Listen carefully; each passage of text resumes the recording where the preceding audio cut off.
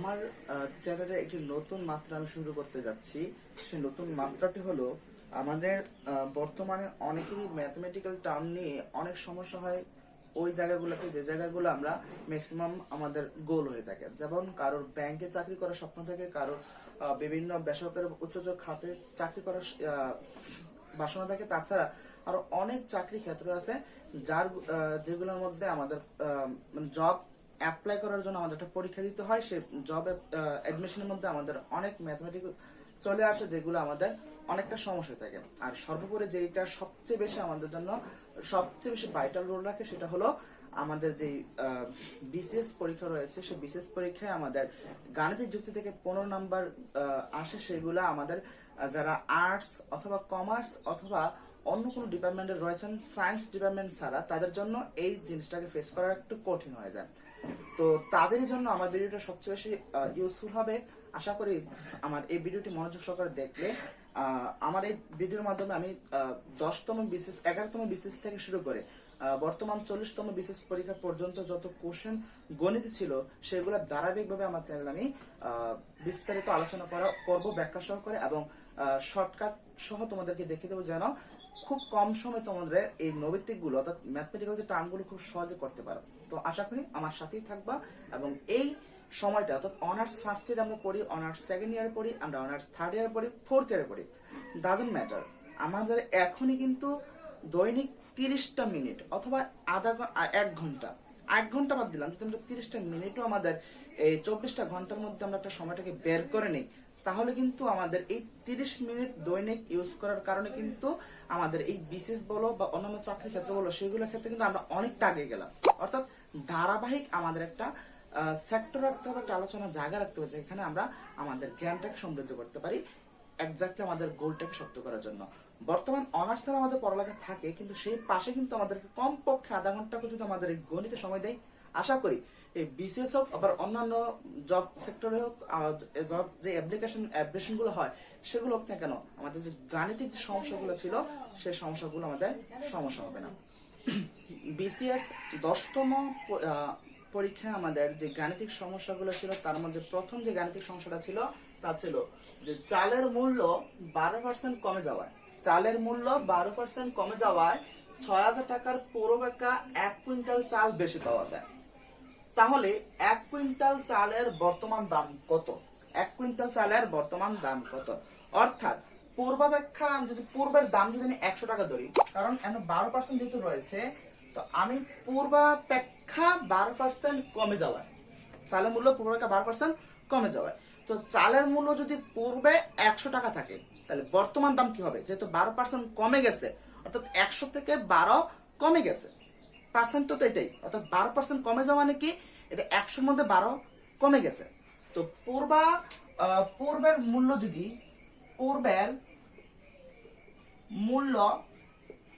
যদি 100 টাকা হয়, তাহলে বর্তমান কি হবে? বর্তমান মূল্য আমার কি হবে?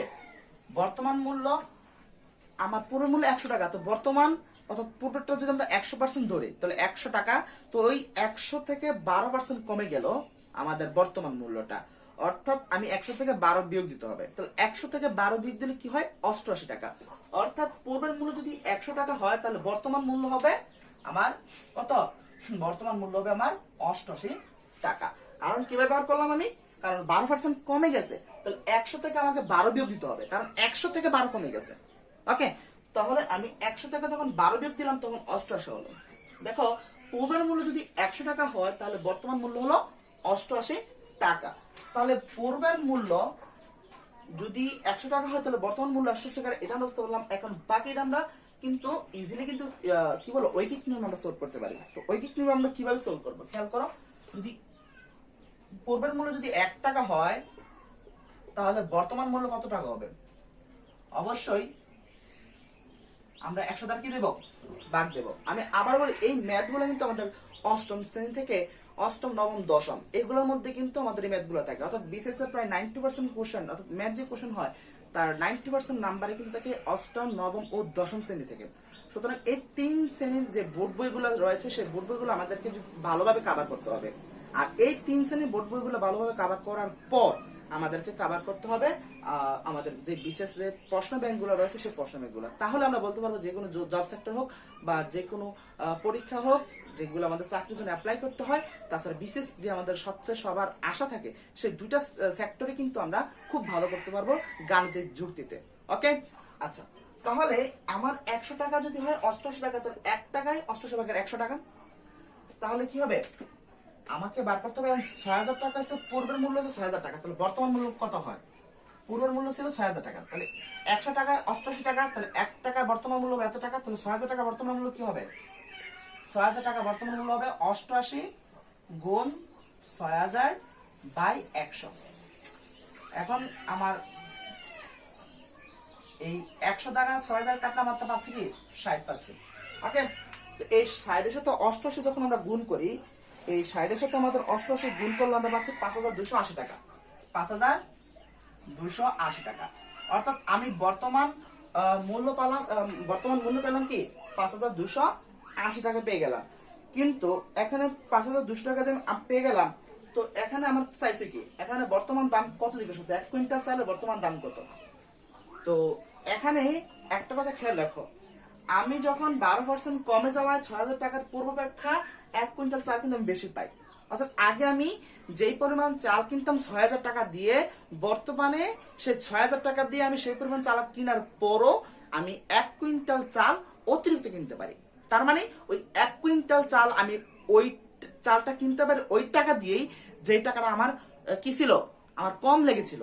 অর্থাৎ বর্তমানে আমি যে চালটা 6000 টাকা দিয়ে কিনতাম, এখন সেই চালটা কিন্তু 5280 টাকা দিয়ে কিনছি। 5280 টাকা দিয়ে কিনছি। সুতরাং এই 5280 টাকা দিয়ে কিনছি, তাহলে আমি 6000 টাকাটা কি কিনতে পারি, 1 কুইন্টাল চাল বেশি কিনতে পারি।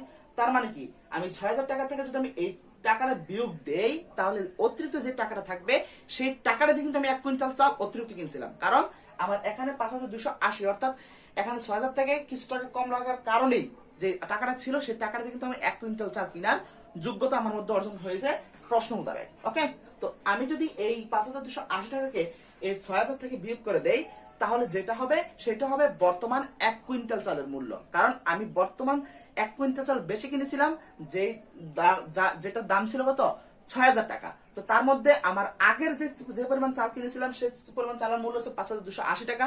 তো 1 কুইন্টাল বেশি কেনার কারণে ওই আগের মানে যে টাকাটা ছিল সেই টাকাটা থেকে আমি যদি বিয়োগ দিয়ে দেই, তাহলে আমার যে টাকাটা থাকবে অতিরিক্ত, সেটাই হবে আমার কি 1 কুইন্টাল চালের মূল্য। তো 1 কুইন্টাল চালের বর্তমান মূল্য কি হবে, বর্তমান মূল্য হবে 6000 বিয়োগ 5280। তাহলে কত হচ্ছে আমাদের এখানে, এখানে আমাদের হচ্ছে 720 টাকা। অর্থাৎ 1 কুইন্টাল চালের আমার মূল্য হতো, বর্তমান মূল্য হলো 720 টাকা। ওকে, তো এই সমস্যাটা কিন্তু আমাদের, এই যে সমস্যাটা আমি করলাম ভেঙে ভেঙে করলাম, এটা কিন্তু আমাদের বিশেষ এক্সামে অথবা যে কোনো জব এক্সামে কিন্তু এভাবে ভেঙে ভেঙে করলে আমাদের সময় হবে না। কিন্তু আমি যদি আমি প্রাইমারি স্টেজে রয়েছি, সুতরাং তোমাদেরকে প্রথমত তার ধারাবাহিকভাবে বুঝিয়ে দিচ্ছি, দেন আমরা আমাদের লাস্ট যে স্টেপটা থাকবে সেই স্টেপে আমরা তোমাদেরকে এই ম্যাথগুলো কিভাবে শর্টকাটে খুবই কম সময় করা যায় সেইগুলো নিয়ে আমি আলোচনা করব। তো প্রথমত তোমাদেরকে ম্যাথটা বুঝতে হবে, দেন তোমাদেরকে শর্টকাট। তো আশা করি তুমি এই ম্যাথটা তোমরা বুঝতে পেরেছো। অর্থাৎ 720 টাকা যে আমাদের বর্তমান 1 কুইন্টাল চালের মূল্য পেলাম, সেটা কিভাবে বের করলাম তোমরা বুঝতে পেরেছো। অর্থাৎ বিসিএস এর পরীক্ষার যে গণিত প্রশ্নগুলো সেটা মোটেও কঠিন না, জাস্ট অষ্টম, নবম, দশম শ্রেণী ম্যাথগুলো ক্লিয়ার রাখলেই আমাদের হয়ে যায়। মাঝে মাঝে আমাদের একাদশ অথবা দ্বাদশ শ্রেণী কিছু ম্যাথ চলে আসে, সেটা নিয়ে এত বেশি ব্যাটল হওয়ার দরকার নাই। আগে আমাদের নবম, দশম এবং অষ্টম শ্রেণীর বোর্ড বইগুলা এবং প্রশ্নটা সলভ করলেই আমাদের 90% যেহেতু সলভ হয়ে যাচ্ছে, আর 10% আমরা একটু কষ্ট করলেই ওই জায়গাটা আমাদের ক্লিয়ার হয়ে যাবে। ওকে, তো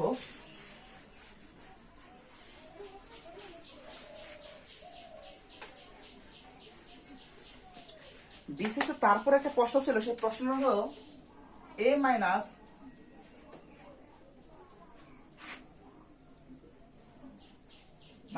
a a minus a plus 1, এই প্রশ্নটা ছিল আমাদের বিসিএস। খুব সহজ একটা প্রশ্ন। এটা সমান সমান কতবার করতে বলছে, এটা খুবই সহজ একটা প্রশ্ন। ওকে, কিন্তু সায়েন্স ডিপার্টমেন্টের জন্য আমি আবার বলতেছি, সায়েন্স যারা ডিপার্টমেন্টে রয়েছেন তাদের জন্য এটা খুবই ইজি, কিন্তু তারা দেখতে পারেন জাস্ট এটা একটা রিভিশনের কারণে। ওকে, রিভিশনের জন্য দেখতে পারেন। আর অন্যান্য ডিপার্টমেন্টের জন্য কিন্তু আমাদের এই জিনিসটা অনেকটা কঠিন হয়ে যায়, কারণ তার অনেক দিন ধরে আমাদের ম্যাথমেটিক্যাল টার্মের সাথে আমাদের কোনো সংযোগ থাকে না। ওকে, তো খেয়াল করেন, আমার প্রথমত একটা কাজ মনে রাখতে হবে, ফার্স্ট বন্ধনী অর্থাৎ প্রথম বন্ধনীর কাজ আগে, দ্বিতীয় বন্ধনীর কাজ পরে।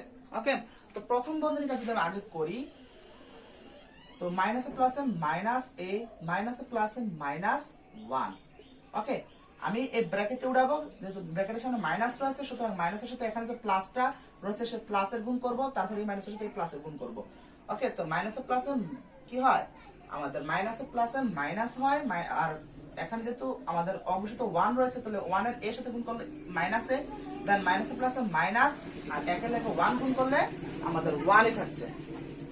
ওকে, আচ্ছা, তো আমার প্রথম বন্ধনী কাজ করার পর দেখলাম এখানে প্লাসের এ রয়েছে, মাইনাসের এ রয়েছে, ক্যান্সেল আউট, দেন আমরা পাচ্ছি a মাইনাস মাইনাস 1।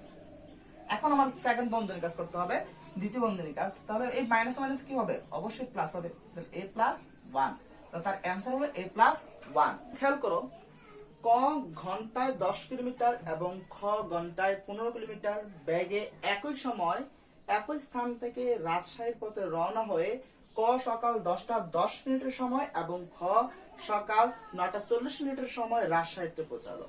দেখো, তারা রওনা কিন্তু দুজনে একই জায়গা থেকে হয়েছে, অর্থাৎ এটা যদি আমরা রওনার স্থান ধরি, অর্থাৎ এই অঞ্চলটা যদি আমরা রওনার স্থান ধরি, তাহলে এখান থেকে কিন্তু ক বের হয়েছে, এখান থেকে খ বের হয়েছে, অর্থাৎ ক খ দুইটারই কিন্তু আমাদের রওনার স্থান কিন্তু একই, এবং কি তাদের গন্তব্যস্থান রাজশাহী দুইটাই একই। ওকে, অর্থাৎ ক কিন্তু আপনার রওনা অঞ্চল থেকে রাজশাহী দিকে যাবে, আর একই অঞ্চল থেকে খ কিন্তু রাজশাহীতে যাবে। তো এখানে একটু খেয়াল করো, ক এর বেগ ছিল 10 কিলোমিটার পার আওয়ার, আর খ এর বেগ ছিল 15 কিলোমিটার পার আওয়ার। আর একই স্থান থেকে রাজশাহীর মতো রওনা হয়ে ক সকাল 10:10 সময় এবং খ সকাল 9:40 সময় রাজশাহীতে পৌঁছালো। খেয়াল করো, আমার ক 10:10 পৌঁছায় আর খ সকাল 9:40 পৌঁছায়। তো আমার এটা যদি রাজশাহী হয়, তাহলে এখানে আমাদের যে খ পৌঁছায় 9:40, 9:40, তার মানে কি আমার ক এর আগে পৌঁছে যায়, আর ক এখান থেকে পৌঁছা কয় মিনিটে, সমান 10:10। খেয়াল করো, তো এই একই থেকে দূরত্ব একই এবং পৌঁছালো তারা একই জায়গায়, কিন্তু আমার একটু আগে পৌঁছে গেল খ আর তারপরে পৌঁছালো ক, তো খ আর ক দুজনে কিন্তু আমাদের একটা নির্দিষ্ট সময় এখানে পৌঁছালো।